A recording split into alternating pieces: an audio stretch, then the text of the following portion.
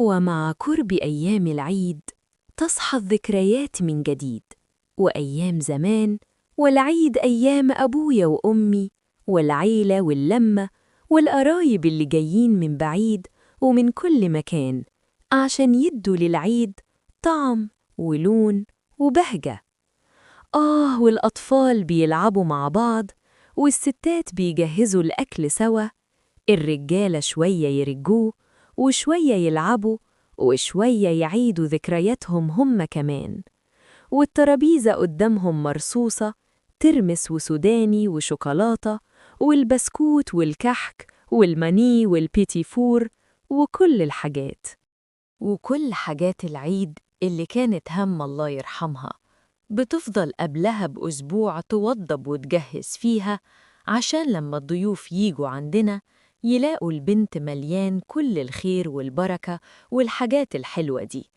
ده بجانب توضيب البيت وفرشه اللي برغمه من كل بساطة كان أحلى من كل القصور اللي موجودة في الدنيا دلوقتي، عشان أبويا وأمي كانوا موجودين وأنا وإخواتي متجمعين والقرايب والعيلة. دلوقتي العيد جميل بس مش زي زمان. دلوقتي بقت كل حاجة طعمها مش حلو زي زمان.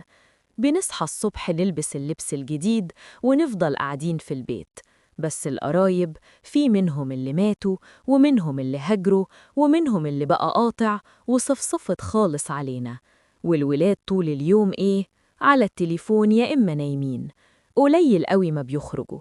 الواحد ما بقاش يحس بالبهجة بتاعة العيد زي الأول. بس لازم نفرح بقدوم العيد، لأن دي من شعائر الله، ومن يعظم شعائر الله فإنها من تقوى القلوب. اللهم اجعلنا من المتقين يا رب.